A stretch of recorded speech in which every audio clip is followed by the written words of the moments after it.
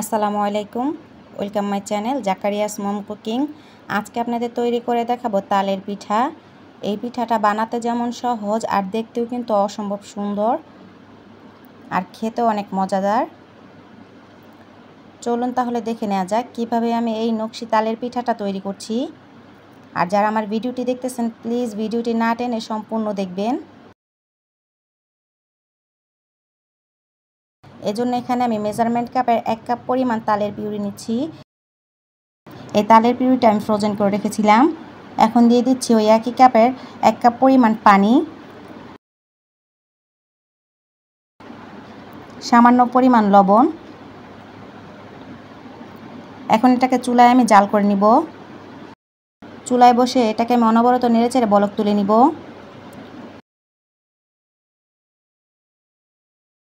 বলক চলে এসেছে। এখন দিয়ে দিচ্ছি 1/2 কাপ পরিমাণ চিনি। মিষ্টিটা আপনাদের টেস্ট অনুযায়ী বাড়িয়ে বা কমিয়ে দিতে পারেন।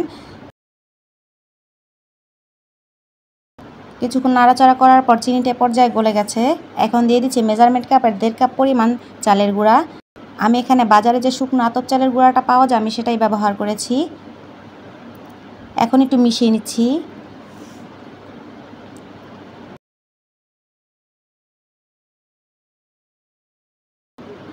মিশিয়ে নেওয়া হয়ে গেছে। এখন ঢাকনা দিয়ে ঢেকে রেখে দিব 10 মিনিট। এ পর্যায়ে চুলার আঁচটা একদম লো আছে। 10 মিনিট পর চুলা থেকে নামিয়ে নিয়েছি। এ পর্যায়ে তাল আর চালের মিশ্রণটা সামান্য পরিমাণ ঠান্ডা হয়ে গেছে।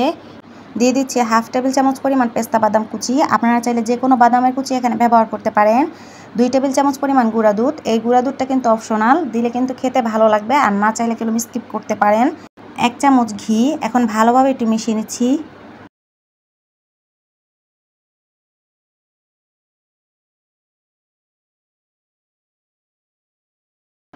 মিশিয়ে নেওয়া হয়ে গেছে। এখন ওখান থেকে সামান্য পরিমাণ ডো নিয়ে হাত দিয়ে গোল করে নিচ্ছি।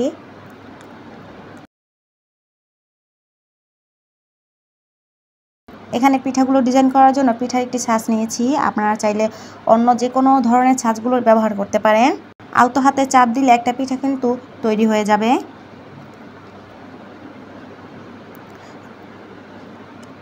আমি আরও একটি পিঠা তৈরি করে দেখাচ্ছি।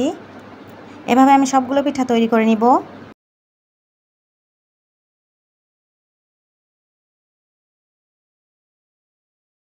সবগুলো পিঠা কিন্তু আমার তৈরি করা হয়ে গেছে।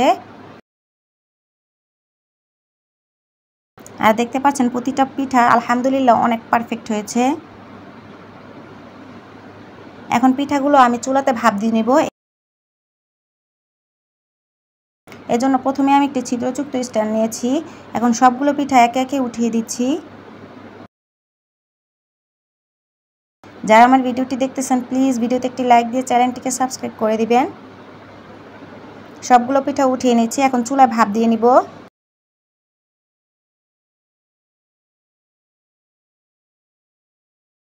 সবগুলো পিঠা আমার তৈরি করা হয়ে গেছে। আমি 10 মিনিটের মতো চুলায় ভাপ দিয়ে নিয়েছিলাম। তৈরি হয়ে গেল দারুণ মজার তালের পিঠা। বিয়েবাড়ির ডালা সাজাতে কিন্তু খুব সহজেই তালের পিঠাগুলো তৈরি করে নিতে পারেন।